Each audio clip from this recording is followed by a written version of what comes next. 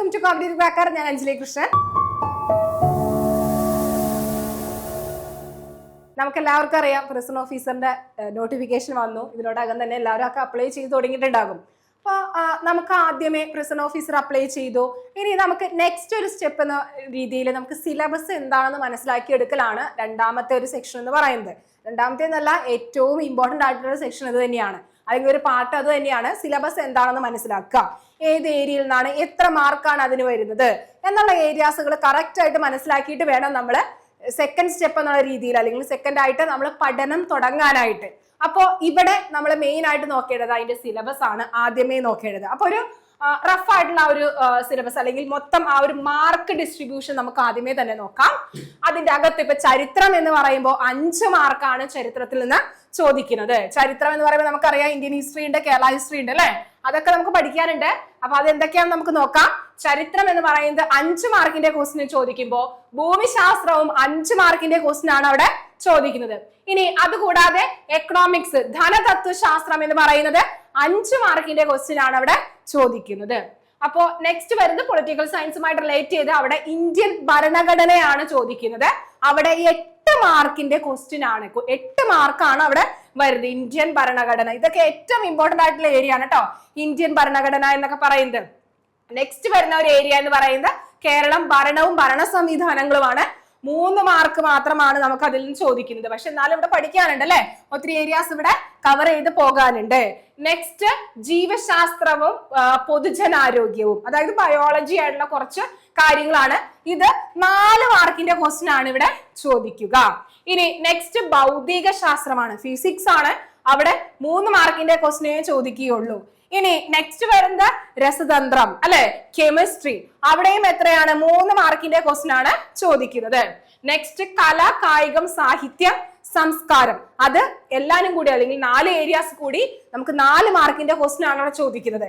അപ്പോ ഇത് കറക്റ്റ് ആയിട്ട് ഓർത്ത് വെക്കുന്ന ചെറിയ ചെറിയ മാർക്കാണ്, അല്ലെ? 5 മാർക്ക്, 8 മാർക്ക്, 3 മാർക്ക്, 4 മാർക്ക്. പക്ഷെ ഇവിടെ കല, കായികം, സാഹിത്യം, സംസ്കാരം എന്നൊക്കെ പറയുമ്പോൾ കായിക രംഗത്ത് ഏറ്റവും പ്രധാനപ്പെട്ട എവിടെയൊക്കെയാണ് അല്ലെങ്കിൽ ആരൊക്കെയാണ് കായിക രംഗത്തെ അച്ചീവ്മെന്റ്സ് കിട്ടിയത്, സാഹിത്യ രംഗത്ത് എങ്ങനെയൊക്കെയാണ് എന്നൊക്കെ അവിടെ പഠിച്ചു പോകണം. നെക്സ്റ്റ് വരുന്നത് 10 മാർക്കിന്റെ ക്വസ്റ്റ്യൻ ആണ് കറന്റ് അഫയേഴ്സ്. നമുക്ക് PSCയിലൊക്കെ ഏറ്റവും ഇമ്പോർട്ടന്റ് ആയിട്ടുള്ള ഏരിയ ആണ്, അല്ലെ? ഈ കറന്റ് അഫയേഴ്സ് എന്ന് പറയുന്നത് അത് 10 മാർക്കിന്റെ ചോദിക്കും, 10 മാർക്കിന്റെ ആണ് ചോദിക്കുന്നത്. ഇനി അതുകൂടാതെ ലഘുഗണിതം, മാനസിക ശേഷിയും, നിരീക്ഷണ പാഠവ പരിശോധനയും. ഇവിടെ മാത്സ് ആണ്, അതും എത്ര മാർക്കിന്റെ ആണ്? 10 മാർക്കിന്റെ മാത്സ് ആണ് ചോദിക്കുന്നത്. നെക്സ്റ്റ് ജനറൽ ഇംഗ്ലീഷ് ആണ്, അതും 10 മാർക്കിന്റെ ചോദിക്കും. പിന്നെ പ്രാദേശിക ഭാഷ നമുക്ക് എന്താണ്? മലയാളമാണ്, അല്ലെ? മലയാളം. അപ്പൊ അതെന്താണ്? 10 മാർക്കിന്റെ ചോദിക്കും. നെക്സ്റ്റ് സ്പെഷ്യൽ ടോപ്പിക്സ്, നമ്മുടെ തസ്തികകളുടെ അനുസരിച്ച് നമുക്ക് സ്പെഷ്യൽ ടോപ്പിക്സ് വരും. അത് എത്ര മാർക്കിന്റെ ആണ്? 20 മാർക്ക്. അപ്പൊ ഏറ്റവും കൂടുതൽ സ്പെഷ്യൽ ടോപ്പിക്സ് ആ ചോദിക്കുക, അല്ലെ? 20 മാർക്കിന്റെ ആണ് അവിടെ ചോദിക്കുന്നത്. അപ്പൊ ഇതാണ് മൊത്തം ആ ഒരു മാർക്കിന്റെ ആ ഒരു സ്ട്രക്ചർ എന്ന് പറയുന്നത്. ഇനി ഇതിന്റെ അകത്ത് ഇപ്പൊ ചരിത്രമാണെങ്കിൽ എന്തൊക്കെ പഠിക്കണം? എല്ലാ ഏരിയാസും നമുക്ക് പഠിക്കാനല്ലോ, പക്ഷെ ഇവിടെ പഠിക്കേണ്ട കുറച്ച് ഏരിയാസ് ഉണ്ട്. ഭൂമിശാസ്ത്രം ആയാലും പഠിക്കേണ്ട ഏരിയാസ് ഉണ്ട്, അതൊക്കെ നോക്കാം എന്താണെന്ന്. അതായത് ചരിത്രം 5 മാർക്കിന്റെ വരുമ്പോ ഇവിടെ നോക്കേണ്ടത് കേരളം, അല്ലെ? കേരളം വരുമ്പോ നമുക്കിവിടെ യൂറോപ്യന്മാരുടെ വരവ് തൊട്ട് ആണ് നമുക്ക് ഇങ്ങോട്ടേക്ക് പഠിക്കാനുള്ളത്. അതായത് ആൻഷ്യൻ കേരള ഹിസ്റ്ററി എന്നുള്ളത് നമ്മൾ അവിടെ നോക്കുന്നില്ല, യൂറോപ്യന്മാരുടെ വരവ് തൊട്ടാണ് നോക്കുന്നത്. അവിടെ യൂറോപ്യന്മാരുടെ സംഭാവന, അവിടെ ഡച്ചുകാർ വരും, അതുകൂടാതെ പോർച്ചുഗീസുകാരും ബ്രിട്ടീഷുകാർ വരും. ഇവരുടെയൊക്കെ സംഭാവനകൾ എന്തൊക്കെയാണ്? അതുകൂടാതെ മാർത്താണ്ഡവർമ്മ മുതൽ ശ്രീ ചിത്തിര തിരുനാൾ വരെയുള്ള തിരുവിതാംകൂറിന്റെ ചരിത്രം, ഇത് ഏറ്റവും ഇമ്പോർട്ടന്റ് ആണ്. പിന്നെ അതുകൂടാതെ മത സാമൂഹ്യ നവോത്ഥാന പ്രസ്ഥാനങ്ങൾ, അവിടെ നമുക്ക് ദേശീയ പ്രസ്ഥാനങ്ങൾ, കേരള ചരിത്രത്തിന്റെ സാഹിത്യ സ്രോതസ്സുകള്, ഐക്യ കേരള പ്രസ്ഥാനം, ഇത് ഇമ്പോർട്ടന്റ് ആണ്, ഐക്യ കേരള പ്രസ്ഥാനം. അതുകൂടാതെ 1956 ശേഷമുള്ള കേരളത്തിന്റെ സാമൂഹ്യ രാഷ്ട്രീയ ചരിത്രം, അതായത് കേരളം രൂപം കൊണ്ടതിന് ശേഷമുള്ള കേരളത്തിന്റെ ചരിത്രം ഏതൊക്കെയാണ്, ഭരണങ്ങളൊക്കെ എന്തൊക്കെയാണ് എന്നുള്ള കാര്യങ്ങളൊക്കെയാണ്. അതിനുശേഷമുള്ള സാമൂഹ്യ പരിഷ്കാരങ്ങൾ ഏതൊക്കെ, രാഷ്ട്രീയപരമായിട്ടുള്ള ചരിത്രങ്ങൾ ഏതൊക്കെ എന്നാണ് അവിടെ നോക്കുന്നത്. അപ്പൊ നവോത്ഥാന പ്രസ്ഥാനങ്ങൾ എന്ന് പറയുമ്പോൾ നമുക്ക് ഇവിടെ ഒത്തിരി നവോത്ഥാന ലീഡേഴ്സിനെ കൂടി നമ്മൾ അവിടെ ഡിസ്കസ് ചെയ്തു പോകും, അല്ലെ? ശ്രീനാരായണ ഗുരു, ചട്ടമ്പി സ്വാമി അയ്യങ്കാളി തുടങ്ങിയ ഒട്ടനവധി ലീഡർ, അതായത് നവോത്ഥാന കാലഘട്ടത്തിലെ നേതാക്കന്മാരും അതിനനുസരിച്ച് അവരുടെ പ്രസ്ഥാനങ്ങള്, ഇതെല്ലാം അവിടെ പഠിക്കും. ഇത് ഏറ്റവും ഇമ്പോർട്ടന്റ് ആയിട്ടുള്ള ഒരു ഏരിയ തന്നെയാണ്. പിന്നെ അതുകൂടാതെ ഐക്യ കേരള പ്രസ്ഥാനം ക്വസ്റ്റ്യൻസ് ചോദിക്കും. അതുകൂടാതെ മാർത്താണ്ഡവർമ്മ, ശ്രീ ചിത്തിര തിരുനാൾ, യൂറോപ്യന്മാരുടെ സംഭാവന, ഇതൊക്കെ ക്വസ്റ്റ്യൻസുകൾ ചോദിക്കുന്നതാണ്. ഇനി നെക്സ്റ്റ് ഇന്ത്യൻ ചരിത്രത്തിലേക്ക് വരികയാണെങ്കിൽ ഇന്ത്യയുടെ രാഷ്ട്രീയ ചരിത്രം, അതായത് ബ്രിട്ടീഷ് ആധിപത്യം അല്ലെ, ബ്രിട്ടീഷ് ആധിപത്യം തൊട്ട് ഇങ്ങോട്ടേക്ക് 1857 റിവോൾട്ട്, അതായത് ഒന്നാം സ്വാതന്ത്ര്യ സമരം 1857 റിവോൾട്ട് തൊട്ട് നമുക്ക് എന്താണ് വളരെ ഇമ്പോർട്ടന്റ് ആയിട്ട് അവിടെ പഠിച്ചു പോകണം. 1857 റിവോൾട്ട് ഒക്കെ ഏറ്റവും ഇമ്പോർട്ടന്റ് ആയിട്ടുള്ള ഒരു ഏരിയ ആണ്. പിന്നെ അതുകൂടാതെ ഇന്ത്യൻ നാഷണൽ കോൺഗ്രസ് INC അല്ലെ, ഇന്ത്യൻ നാഷണൽ കോൺഗ്രസും അതുമായി ബന്ധപ്പെട്ട INC സെഷൻസ് ആരൊക്കെയാണ് അധ്യക്ഷനായിട്ട് വന്നത്, ഏറ്റവും ഇമ്പോർട്ടന്റ് ആയിട്ടുള്ള INC തീരുമാനങ്ങൾ ഏതെല്ലാം, ഇതെല്ലാം അവിടെ എന്താണ് ഡിസ്കസ് ചെയ്ത് പോകണം. അത് അവിടെ ഏറ്റവും ഇമ്പോർട്ടന്റ് ആണ്. ക്വസ്റ്റ്യൻസ്, സ്റ്റേറ്റ്മെന്റ് ലെവൽ ക്വസ്റ്റ്യൻസ് ഒക്കെ ചോദിച്ചേക്കുന്നതാണ്. പിന്നെ അതുകൂടാതെ സ്വദേശി പ്രസ്ഥാനം, ഇന്ത്യയുമായി ബന്ധപ്പെട്ട സാമൂഹ്യ പരിഷ്കരണ പ്രസ്ഥാനങ്ങള്, അവിടെ ആര്യ സമാജം മുതലുള്ള ആ ഒരു പ്രസ്ഥാനങ്ങൾ, കാര്യങ്ങൾ, രാജാറാം മോഹൻ റോയ്, ഇതെല്ലാം അടക്കം അവിടെ പഠിക്കണം. അതുകൂടാതെ വർത്തമാന പത്രങ്ങൾ, ഗാന്ധിജിയുടെ ആയാലും യങ് ഇന്ത്യ, ഇതുപോലുള്ള വർത്തമാന പത്രങ്ങളും കാര്യങ്ങളൊക്കെ പഠിക്കണം. പിന്നെ അതുകൂടാതെ ഇതുമായി ബന്ധപ്പെട്ട സാഹിത്യം, കല, സ്വാതന്ത്ര്യം, സമരം, പിന്നെ അതുകൂടാതെ മഹാത്മാഗാന്ധി, ഏറ്റവും ഇമ്പോർട്ടന്റ് ആയിട്ടുള്ള ഒരു വ്യക്തിത്വമാണ് മഹാത്മാഗാന്ധി.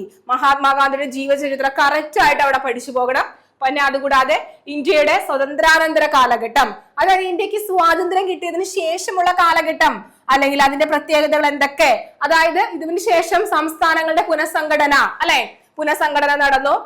അതിനുശേഷം നമുക്കറിയാം ഇന്ത്യയിലെ ശാസ്ത്ര സാങ്കേതിക നേട്ടങ്ങൾ ഏതെല്ലാം, അല്ലെങ്കിൽ ശാസ്ത്ര സാങ്കേതിക മേഖലയിൽ വരിച്ച പുരോഗതി എന്തെല്ലാം. ഇനി അതുകൂടാതെ ഇന്ത്യയുടെ വിദേശ നയം അല്ലെ, ചേരി ചേരാ പ്രസ്ഥാനം, ഇതെല്ലാം നമുക്ക് അവിടെ പഠിച്ചു പോകണം. ഇനി നെക്സ്റ്റ് വരുന്നത് വേൾഡ് ഹിസ്റ്ററി ആണ്. വേൾഡ് ഹിസ്റ്ററി നമുക്ക് നോക്കേണ്ടത് റെവല്യൂഷൻസ് ആണ് മെയിൻ ആയിട്ട് നോക്കേണ്ടത്. റെവല്യൂഷനില് നമുക്ക് ഇംഗ്ലണ്ടിലെ മഹത്തായ വിപ്ലവം തൊട്ട് American revolutions, French revolution, Russian revolution, Chinese revolution, second world വാറിന് ശേഷമുള്ള രാഷ്ട്രീയ ചരിത്രം, പിന്നെ അതുകൂടാതെ ഐക്യരാഷ്ട്രസഭ, ഇതെല്ലാം UNO അല്ലെ, അതുകൂടാതെ മറ്റിതര സംഘടനകൾ, ഇത്രയും നമുക്ക് ഈ വേൾഡ് ഹിസ്റ്ററിയിൽ ഇമ്പോർട്ടന്റ് ആണ്. ഇതിലെ ഏറ്റവും ഇമ്പോർട്ടന്റ് ആയിട്ടുള്ളത് ഈ ഫ്രഞ്ച് റവല്യൂഷൻ, സ്ഥിരം ചോദിക്കുന്നതാണ് PSCയില്. റഷ്യൻ റവല്യൂഷൻ ചോദിക്കാം, അതുകൂടാതെ ചൈനീസ് റവല്യൂഷൻ, ഇതെല്ലാം അവിടെ ഏറ്റവും ഇമ്പോർട്ടന്റ് ആയിട്ട് ചോദിക്കുന്നതാണ് കേട്ടോ. അതൊക്കെ അവിടെ പഠിച്ചു പോകണം. അമേരിക്കൻ റവല്യൂഷനെ പറ്റിയൊക്കെ ഒത്തിരി ക്വസ്റ്റ്യൻസുകൾ ചോദിക്കുന്നതാണ്. നെക്സ്റ്റ് വരുന്നത് ഭൂമിശാസ്ത്രമാണ്. 5 മാർക്കാണ് ഭൂമിശാസ്ത്രത്തിൽ വരുന്നത്. അപ്പൊ ഇവിടെ ഭൂമിശാസ്ത്രം നോക്കേണ്ടത് ഭൂമിശാസ്ത്രത്തിന്റെ അടിസ്ഥാന തത്വങ്ങൾ തൊട്ട് ഭൂമിയുടെ ഘടന, അതായത് core, mantle, crest, mantle, core എന്നൊക്കെ പറഞ്ഞു പഠിക്കും. ഇന്നർ കോർ, ഔട്ടർ കോർ അല്ലെ, അതിന്റെ പ്രത്യേകതകൾ എന്തൊക്കെയാണ്, മെഹ്റോവിക് വിജിന്നത, ഇതിനൊക്കെ പറ്റി ക്വസ്റ്റ്യൻസ് ചോദിച്ചുകൊണ്ടേക്കുന്നതാണ്. പിന്നെ അതുകൂടാതെ അന്തരീക്ഷം, പാറകൾ, ഭൗമോപരിതലം, അന്തരീക്ഷ മർദ്ദം, കാറ്റ്, ഇതെല്ലാം അവിടെ ഇമ്പോർട്ടന്റ് ആയിട്ടുള്ള ഏരിയ ആണ്. പിന്നെ അതുകൂടാതെ ഋതുക്കൾ, താപനില, ആഗോള പ്രശ്നങ്ങള്, ആഗോള താപനം, ഇതെല്ലാം അവിടെ പഠിക്കണം. പിന്നെ അതുകൂടാതെ മാപ്പ്, വിവിധതരം മലിനീകരണങ്ങൾ എന്തെല്ലാം, ഈ മാപ്പ് റീഡിംഗ് ഒക്കെ ഇമ്പോർട്ടന്റ് ആണ് കേട്ടോ. ടോപ്പോഗ്രാഫിക് മാപ്പുകള്, അതിന്റെ അടയാളങ്ങള്, വിദൂര സംവേദനം, ഇതെല്ലാം അവിടെ പഠിക്കണം. അതുകൂടാതെ ഭൂമിശാസ്ത്രപരമായിട്ടുള്ള വിവര സംവിധാനങ്ങള്, പിന്നെ സമുദ്രങ്ങള്, സമുദ്ര ചലനങ്ങൾ, പിന്നെ അതുകൂടാതെ ഭൂഖണ്ഡങ്ങൾ, ലോകരാഷ്ട്രങ്ങളും അവയുടെ സവിശേഷതകൾ എന്നുള്ള ഏരിയാസ് അവിടെ പഠിക്കണം. നെക്സ്റ്റ് ഇന്ത്യയിലേക്ക് വരികയാണെങ്കിൽ, ഇന്ത്യൻ ജോഗ്രഫിയിലേക്ക് വരികയാണെങ്കിൽ ഇന്ത്യയുടെ ഭൂപ്രകൃതി എന്തൊക്കെയാണ്, അവിടെ സംസ്ഥാനങ്ങൾ, അവരുടെ സവിശേഷതകൾ എന്തെല്ലാം, അതുകൂടാതെ നമുക്ക് ഉത്തരപർവ്വത മേഖല, അതുമായി ബന്ധപ്പെട്ട നദികള്, ഉത്തരമഹാസമതലം, ഉപദ്വീപീയ പീഠഭൂമി, ഇതെല്ലാം ഇമ്പോർട്ടന്റ് ആണ്. ഇതിനൊക്കെ പറ്റി ഒത്തിരി ക്വസ്റ്റ്യൻസുകൾ അവിടെ ചോദിച്ചു കണ്ടേക്കുന്നതാണ്. പിന്നെ അതുകൂടാതെ തീരപ്രദേശം, ഇന്ത്യയുടെ കാലാവസ്ഥ എങ്ങനെയാണ്, കൃഷി, അതുകൂടാതെ ധാതുക്കള്, ഇതെല്ലാം അവിടെ പഠിച്ചു പോകണം. പിന്നെ അതുകൂടാതെ ഊർജ സ്രോതസ്, റോഡ്, ജലം, റെയിൽ അല്ലെ, ജലഗതാഗതം, റെയിൽ, വ്യോമഗതാഗതം, ഇതുപോലുള്ള ഗതാഗത സംവിധാനങ്ങള് പഠിക്കണം. നാഷണൽ ഹൈവേസുകള്, ഇതൊക്കെ നമുക്ക് അവിടെ പഠിച്ചു പോകേണ്ടതാണ്. നെക്സ്റ്റ് കേരളത്തിലേക്ക് വരികയാണെങ്കിൽ കേരളത്തിന്റെ ഭൂപ്രകൃതി എന്താണ്, ജില്ലകൾ എന്താണ്, അതിന്റെ സവിശേഷത. പിന്നെ അതുകൂടാതെ കേരളത്തിലെ നദികൾ അല്ലെ, ഇത് ഏറ്റവും ഇമ്പോർട്ടന്റ് ആണ്, നദികൾ. അതുകൂടാതെ കാലാവസ്ഥ, അതുകൂടാതെ വന്യജീവി സങ്കേതങ്ങൾ അടക്കം നമ്മളവിടെ പഠിക്കണം. കൃഷി, ഗവേഷണ സ്ഥാപനങ്ങള്, അതുകൂടാതെ ധാതുക്കള്, കേരളത്തിലെ പ്രധാനപ്പെട്ട വ്യവസായങ്ങൾ, ഊർജ സ്രോതസ്സുകൾ, അതുകൂടാതെ കേരളത്തിലെ റോഡ്, ജലഗതാഗതം, റെയിൽ, വ്യോമഗതാഗത സംവിധാനങ്ങൾ, ഇതവിടെ പഠിച്ചു പോകണം. ഇനി ഇത്രയും നമുക്ക് എന്താണ് 5 മാർക്കിന്റെ ആണ് നമ്മളവിടെ വരുന്നത്. നെക്സ്റ്റ് വരുന്നതാണ് നമുക്കിവിടെ എക്കണോമിക്സ് അല്ലെ, ധനതത്വശാസ്ത്രം. ഇവിടെ എന്താണ് നമ്മുടെ ഇന്ത്യ സാമ്പത്തിക രംഗം, പഞ്ചവത്സര പദ്ധതികള്, പ്ലാനിംഗ് കമ്മീഷൻസ്, നീതി ആയോഗ്, അതുകൂടാതെ നവസാമ്പത്തിക പരിഷ്കരണങ്ങള്, ധനകാര്യ സ്ഥാപനങ്ങൾ, കാർഷിക വിളകൾ, ധാതുക്കൾ, ഹരിത വിപ്ലവം. ഇതൊക്കെ ഈ പഞ്ചവത്സര പദ്ധതികളൊക്കെ ഇമ്പോർട്ടന്റ് ആണ്. ഇതിൽ നിന്നൊക്കെ ക്വസ്റ്റ്യൻസുകൾ സ്ഥിരം ചോദിക്കുന്ന ഏരിയ ആണ് കേട്ടോ. അതുകൂടാതെ പ്ലാനിംഗ് കമ്മീഷൻസിൽ നിന്ന് ചോദിക്കുന്നതാണ്. അതുകൂടാതെ ഹരിത വിപ്ലവം ഇതൊക്കെ ചോദിച്ചു കണ്ടേക്കുന്നതാണ്. നവ സാമ്പത്തിക പരിഷ്കരണങ്ങൾ ഇതെല്ലാം ചോദിച്ചു കണ്ടേക്കുന്നതാണ്. ഇനി നെക്സ്റ്റ് പഠിക്കേണ്ട ഏരിയ എന്ന് പറയുന്നത് പൊളിറ്റിക്കൽ സയൻസ് ആണ്. അതിൽ ഇന്ത്യൻ ഭരണഘടന അല്ലെ 8 മാർക്കാണ് വരുന്നത്. അവിടെ നമുക്ക് മെയിൻ ആയിട്ട് ഭരണഘടനയുടെ ആമുഖം എന്തൊക്കെയാണ്, ഭരണഘടന നിർമ്മാണ സമിതി, ആമുഖം, പൗരത്വം, ഈ മൗലികാവകാശങ്ങളൊക്കെ സ്ഥിരം ചോദിക്കുന്ന ഏരിയ ആണ് കേട്ടോ. മൗലികാവകാശങ്ങള്, ഇതിന്റെ നിർദ്ദേശക തത്വങ്ങള്, മൗലിക കടമകൾ ഇതെല്ലാം അവിടെ പഠിക്കും. അതുകൂടാതെ പ്രധാനപ്പെട്ട ഭരണഘടനാ ഭേദഗതി എന്ന് പറയുമ്പോൾ 42, 44, 52, 73, 74, 86, 91 തുടങ്ങിയ ഭരണഘടനാ ഭേദഗതികൾ നമ്മൾ അവിടെ പഠിച്ചു പോകണം. പിന്നെ അതുകൂടാതെ മെയിൻ ഏരിയ എന്ന് പറയുന്നത് പഞ്ചായത്ത് രാജ് ആണ്. ഇത് അവിടെ ഇമ്പോർട്ടന്റ് ആണ്. പഞ്ചായത്ത് രാജിന് ഒത്തിരി ക്വസ്റ്റ്യൻസ് ചോദിച്ചു കണ്ടേക്കുന്നതാണ്. പിന്നെ അതുകൂടാതെ union list, state list, concurrent list ഈ ഏരിയയിൽ നിന്ന് ക്വസ്റ്റ്യൻസുകൾ സ്ഥിരം ചോദിച്ചു കണ്ടേക്കുന്നതാണ്. ഇനി നെക്സ്റ്റ് നോക്കുകയാണെങ്കിൽ കേരളം ഭരണവും ഭരണ സംവിധാനങ്ങളും അവിടെ 3 മാർക്കാണ് വരുന്നത്. അവിടെ കേരളത്തിന്റെ സംസ്ഥാന സിവിൽ സർവീസ്, അതിന്റെ പ്രത്യേകത എന്തൊക്കെയാണ്, ഭരണഘടനാ സ്ഥാപനങ്ങൾ ഏതൊക്കെയാണ്, അതുകൂടാതെ വിവിധ കമ്മീഷനുകൾ ഏതൊക്കെ, സാമൂഹ്യ സാമ്പത്തിക വാണിജ്യ ആസൂത്രണ അടിസ്ഥാന വിവരങ്ങള്, ദുരന്ത നിവാരണ അതോറിറ്റി, പിന്നെ തണ്ണീർത്തട സംരക്ഷണം, തൊഴിൽ, ജോലി, ദേശീയ ഗ്രാമീണ തൊഴിൽ പദ്ധതികള്, ഭൂപരിഷ്കരണങ്ങൾ, സ്ത്രീകൾ, കുട്ടികൾ, മുതിർന്ന പൗരന്മാർ എന്നിവരുടെ ഒക്കെ എന്താണ് സംരക്ഷണം, സാമൂഹ്യക്ഷേമം, സാമൂഹ്യ സുരക്ഷിതത്വം ഇതൊക്കെ ഇത്രയാണ് നമുക്ക് കേരളം ഭരണവും ഭരണ സംവിധാനങ്ങളിൽ നിന്ന് വരുന്നത്. നെക്സ്റ്റ് വരുന്നത് ബയോളജി ആയിട്ടുള്ള കുറച്ച് സംഭവങ്ങൾ, അതായത് ജീവശാസ്ത്രവും പൊതുജനാരോഗ്യം. അവിടെ 4 മാർക്കാണ് അവിടെ വരുന്നത്. അപ്പൊ ഇവിടെ മെയിൻ ആയിട്ട് നമുക്ക് മനുഷ്യ ശരീരത്തെ കുറിച്ചുള്ള പൊതുവായിട്ടുള്ള അറിവ് അല്ലെ, അവിടെ തൊട്ടാണ് നമുക്ക് ജീവശാസ്ത്രത്തിൽ പഠിക്കേണ്ടത്. അതുകൂടാതെ ജീവകങ്ങൾ, ധാതുക്കൾ, അവയുടെ അപര്യാപ്ത രോഗങ്ങൾ അതൊക്കെ എന്തൊക്കെയാണ്, പിന്നെ സാംക്രമിക രോഗങ്ങൾ, രോഗകാരികള്, കേരളത്തിലെ ആരോഗ്യക്ഷേമ പ്രവർത്തനങ്ങൾ ഏതെല്ലാം എന്നൊക്കെ ചോദിക്കും. പിന്നെ പദ്ധതികളൊക്കെ അവിടെ ചോദിച്ചു കണ്ടേക്കുന്നതാണ്. പിന്നെ അതുകൂടാതെ ജീവിതശൈലി രോഗങ്ങള്, അടിസ്ഥാന ആരോഗ്യ വിജ്ഞാനം, പരിസ്ഥിതിയും പരിസ്ഥിതി പ്രശ്നങ്ങളും ഇത് ഇമ്പോർട്ടന്റ് ആണ്. പരിസ്ഥിതി പ്രശ്നങ്ങള്, അതുകൂടാതെ ആരോഗ്യക്ഷേമ പ്രവർത്തനങ്ങള്, സാംക്രമിക രോഗങ്ങൾ ഇതൊക്കെ ചോദിക്കുന്നതാണ് കേട്ടോ. ജീവിതശൈലി രോഗങ്ങള് ഇതൊക്കെ സ്ഥിരം ചോദിക്കുന്ന ക്വസ്റ്റ്യൻസ് ആണ്. നെക്സ്റ്റ് വരുന്നതാണ് ഭൗതിക ശാസ്ത്രം. ഇവിടെ നമുക്ക് ഭൗതിക ശാസ്ത്രം ഫിസിക്സിൽ 3 മാർക്കാണ് വരുന്നത്. ഇവിടെ നമുക്ക് എന്താണ് മെയിൻ ആയിട്ട് ഭൗതിക ശാസ്ത്രത്തിന്റെ ശാഖകൾ ഏതൊക്കെ, ദ്രവ്യം, യൂണിറ്റ്, അളവ്, തോത്, ചലനവുമായി വന്നിട്ട് ന്യൂട്ടന്റെ ചലന നിയമങ്ങള്, അതുകൂടാതെ ആക്കം, അങ്ങനെ കുറച്ചധികം കാര്യങ്ങൾ നമ്മൾ അവിടെ ചലനവുമായിട്ട് റിലേറ്റ് ചെയ്ത് പഠിക്കണം. നെക്സ്റ്റ് പ്രകാശവുമായി ബന്ധപ്പെട്ട് വരുമ്പോൾ ലെൻസ്, ദർപ്പണങ്ങള്, അതുമായിട്ട് റിലേറ്റ് ചെയ്ത കുറച്ച് സമവാക്യങ്ങള്, ഗണിത പ്രശ്നങ്ങള്, പ്രകാശത്തിന്റെ വിവിധമായിട്ടുള്ള പ്രതിഭാസങ്ങള്, മഴവില്ല് ഇതുപോലുള്ള കാര്യങ്ങൾ, വർണ്ണങ്ങൾ ഇതൊക്കെ നമുക്ക്, അതുകൂടാതെ ഇലക്ട്രോ മാഗ്നറ്റിക് സ്പെക്ട്രം ഇതുപോലുള്ള കുറച്ചധികം കാര്യങ്ങൾ നമുക്കവിടെ പ്രകാശം എന്ന് പറയുന്ന ഏരിയയിൽ നമ്മളവിടെ സ്പെസിഫിക് ചെയ്ത് പഠിക്കേണ്ടതുണ്ട്. അപ്പൊ ഈ ചലനവും ഭൗതിക പ്രകാശവും ഒക്കെ ഏറ്റവും ഇമ്പോർട്ടന്റ് ആണ്. അവിടെ ക്വസ്റ്റ്യൻസുകൾ നമുക്ക് കാണാം. ഇനി അതുകൂടാതെ ശബ്ദവുമായിട്ട് റിലേറ്റ് ചെയ്ത് വിതരം തരംഗങ്ങൾ, ശബ്ദ തരംഗങ്ങള്, അതുകൂടാതെ പ്രകാശത്തിന്റെ പ്രവേഗം ഇതൊക്കെ നമ്മളവിടെ നോക്കും. നെക്സ്റ്റ് ബലം വരുമ്പോൾ വിവിധ തരം ബലങ്ങൾ ഏതെല്ലാം, അതുകൂടാതെ ഘർഷണം, ദ്രാവകമർദ്ദം, പ്ലവക്ഷമ ബലം ഇതൊക്കെ നമുക്കിവിടെ ബലവുമായിട്ട് റിലേറ്റ് ചെയ്ത് നമുക്ക് പാസ്കലിന്റെ നിയമങ്ങള്, കറക്റ്റ് കേശിക ഉയർച്ച ഇതുപോലുള്ള കാര്യങ്ങളൊക്കെ, ഡിസ്കസ് ബലം, പ്രതല ബലം ഇതെല്ലാം നമ്മളവിടെ ഡിസ്കസ് ചെയ്ത് പോകും. അതുകൂടാതെ നെക്സ്റ്റ് വരുന്നതാണ് ഗുരുത്വാകർഷണം. അവിടെ അഭികേന്ദ്ര ബലം, അപകേന്ദ്ര ബലം ഇതെല്ലാം നമ്മൾ ഡിസ്കസ് ചെയ്യും. പിണ്ഡം, ഭാരം, ജിയുടെ മൂല്യം, ഭൂമിയുടെ വിവിധ സ്ഥലങ്ങളിലെ ജിയുടെ മൂല്യം ഏതെല്ലാം എന്നൊക്കെ അവിടെ നമ്മൾ പഠിക്കും. അതുകൂടാതെ നെക്സ്റ്റ് വരുന്ന താപം, അവിടെ താപനില, വിവിധതരം തെർമോമീറ്ററുകൾ ഏതെല്ലാം, ആർദ്രത ഇത് അളക്കുന്ന മെഷീൻസുകൾ, ആപേക്ഷിക ആർദ്രത ഏതെല്ലാം എന്നൊക്കെ പഠിക്കും. നെക്സ്റ്റ് വരുന്നതാണ് പ്രവൃത്തി, ഊർജം, പവർ ഇതുമായിട്ട് റിലേറ്റ് ചെയ്ത കുറച്ച് പ്രോബ്ലംസുകൾ നമ്മൾ അവിടെ ഡിസ്കസ് ചെയ്യും. നെക്സ്റ്റ് വരുന്നതാണ് രസതന്ത്രത്തിൽ നമ്മൾ ആറ്റം അല്ലെ മെയിൻ ആയിട്ട് അതിന്റെ തന്മാത്ര, ദ്രവ്യത്തിന്റെ വിവിധ അവസ്ഥകള് ഇതെല്ലാം നമ്മൾ അവിടെ പഠിക്കും. നെക്സ്റ്റ് വരുന്നതാണ് മൂലകങ്ങൾ, അതായത് ആവർത്തന പട്ടികയിലെ ലോഹങ്ങളും അലോഹങ്ങൾ ഇതെല്ലാം നമ്മൾ ആവർത്തന പട്ടിക മെയിൻ ആയിട്ട് നമ്മൾ അവിടെ പഠിച്ചു പോകേണ്ടതുണ്ട്. നെക്സ്റ്റ് അതുകൂടാതെ ലോഹങ്ങൾ, അലോഹങ്ങൾ അല്ലെ, ആസിഡ്, ആൽക്കലി, ലോഹസങ്കരം ഇതെല്ലാം നമ്മളവിടെ പഠിക്കും. പിന്നെ നെക്സ്റ്റ് വരുന്നതാണ് കലാ, കായികം, സാഹിത്യം, സംസ്കാരം. ഇത് എത്ര മാർക്കാണ്?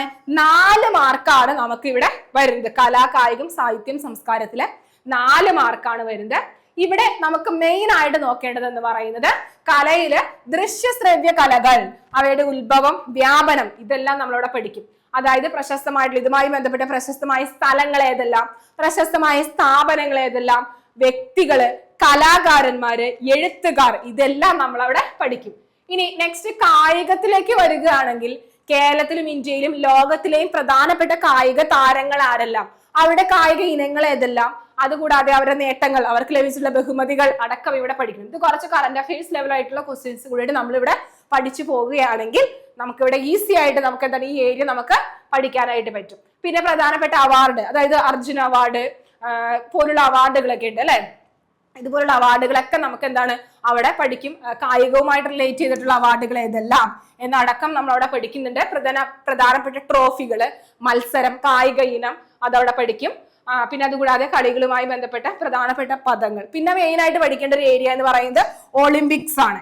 ഒളിമ്പിക്സിന്റെ അടിസ്ഥാനപരമായിട്ടുള്ള വിവരങ്ങൾ ഏതെല്ലാം, പ്രധാന വേദികൾ, ഇന്ന് വരെയുള്ള പ്രധാനപ്പെട്ട വേദികൾ, രാജ്യങ്ങള്, വിജയങ്ങൾ ഏതെല്ലാം, ഇതുമായി ബന്ധപ്പെട്ട കായിക താരങ്ങൾ, അതുകൂടാതെ ഇന്ത്യയില് ഒളിമ്പിക്സുമായി ബന്ധപ്പെട്ട് ശ്രദ്ധേയമായിട്ടുള്ള പ്രകടനങ്ങൾ നടത്തിയത് ആരെല്ലാം, വിന്റർ ഒളിമ്പിക്സ്, പാരാ ഒളിമ്പിക്സ്, ഇതടക്കം നമ്മൾ അവിടെ പഠിക്കണം. Next Asian Games, Afro Asian Games, SAF Games, പിന്നെ വേദികൾ, ഇതുമായി ബന്ധപ്പെട്ട വേദികൾ, രാജ്യങ്ങള്, ഇന്ത്യയുടെ ശ്രദ്ധേയമായ പ്രകടനം, ഇതര വസ്തുതകൾ പഠിക്കണം. ദേശീയ ഗെയിംസ്, ഗെയിംസ് ഇനങ്ങൾ അടക്കം അവിടെ പഠിക്കണം. അതുകൂടാതെ ഓരോ രാജ്യത്തിന്റെയും ദേശീയ കായിക ഇനങ്ങൾ, വിനോദങ്ങൾ ഏതെല്ലാം എന്നവിടെ നമ്മൾ പഠിച്ചു പോകണം. നെക്സ്റ്റ് സാഹിത്യത്തിലേക്ക് വരികയാണെങ്കിൽ മലയാളത്തിലെ പ്രധാന സാഹിത്യ പ്രസ്ഥാനങ്ങൾ ഏതെല്ലാം, അതിന്റെ ആദ്യകാല കൃതികള്, കർത്താക്കൾ ആരെല്ലാം, അതുകൂടാതെ ഓരോ പ്രസ്ഥാനത്തിലെയും പ്രധാന കൃതികൾ, കർത്താക്കൾ ആരെല്ലാം, പിന്നെ എഴുത്തുകാര്, കഥാപാത്രങ്ങള്, പ്രശസ്തമായിട്ടുള്ള വരികൾ, ഓരോ കൃതികളുടെയും എഴുത്തുകാരുടെ പ്രശസ്തമായിട്ടുള്ള വരികളുണ്ട് അല്ലെ, അതെല്ലാം അവിടെ ഡിസ്കസ് ചെയ്യും. പിന്നെ മലയാള പത്രപ്രവർത്തനത്തിന്റെ ആരംഭം, അതുകൂടാതെ തുടക്കം കുറിച്ചവർ ആരെല്ലാം, ഇപ്പോ ഉള്ള ആ ഒരു കറന്റിൽ നിൽക്കുന്ന ആരെല്ലാം എന്ന് നോക്കണം. പിന്നെ പ്രധാനപ്പെട്ട അവാർഡുകള്, ബഹുമതികള്, കൃതികള്, പിന്നെ ജ്ഞാനപീഠം നേടിയ മലയാളികള്, അനുബന്ധ വസ്തുതകള്, അതുകൂടാതെ മലയാള സിനിമയുമായിട്ട് റിലേറ്റ് ചെയ്ത് നമ്മളവിടെ പഠിക്കണം. വളർച്ച, നാഴികക്കല്ല്, പ്രധാന സംഭാവനകൾ നൽകിയവര്, ഇതെല്ലാം അവിടെ പഠിക്കണം. നെക്സ്റ്റ് സംസ്കാരത്തിലേക്ക് വരികയാണെങ്കിൽ കേരളത്തിലെ പ്രധാനപ്പെട്ട ആഘോഷങ്ങള്, ഇവയുമായി ബന്ധപ്പെട്ട സ്ഥലങ്ങള്, പ്രശസ്ത ഉത്സവങ്ങള്, ഇതെല്ലാം നമ്മൾ അവിടെ ഡിസ്കസ് ചെയ്ത് പോകണം. കേരളത്തിലെ സാംസ്കാരിക കേന്ദ്രങ്ങൾ, ആരാധനാലയങ്ങൾ, സാംസ്കാരികർ, അവരുടെ സംഭാവനകൾ, ഇതെല്ലാം പഠിക്കണം. നെക്സ്റ്റ് കറന്റ് അഫയേഴ്സ് നമുക്ക് എന്താണ് അവിടെ 10 മാർക്കാണ് വരുന്നത്. ദെൻ നെക്സ്റ്റ് വരുന്നതാണ് മാത്സ് അല്ലെ. അവിടെ ലഘുഗണിതം മാത്രമായിട്ട് നമുക്ക് എന്താണ് അവിടെ 5 മാർക്ക് ചോദിക്കും. അവിടെ നമുക്ക് സംഖ്യകൾ, അതിന്റെ അടിസ്ഥാന ക്രിയകൾ ഏതെല്ലാം, അതുകൂടാതെ ഫ്രാക്ഷൻസ് ആൻഡ് ഡെസിമൽ നമ്പേഴ്സ് ചോദിക്കും, percentage, profit and loss, simple and compound interest, ratio and proportions, time and distance, time and work, average, loss of exponents, അങ്ങനെ തുടങ്ങിയ കുറച്ചധികം കാര്യങ്ങൾ നമ്മൾ അവിടെ ഡിസ്കസ് ചെയ്ത് പോകണം അല്ലെങ്കിൽ പഠിക്കണം. നമുക്ക് മാത്സ് അത്യാവശ്യം നല്ല രീതിയിൽ മാർക്ക് ഏൺ ചെയ്യാൻ പറ്റാവുന്നതാണ്. പിന്നെ മാത്സിൽ തന്നെ നമുക്ക് മാനസിക ശേഷി നിരീക്ഷണ പാഠകവും പരിശോധന, അത് 5 മാർക്കാണ് വരുന്നത്.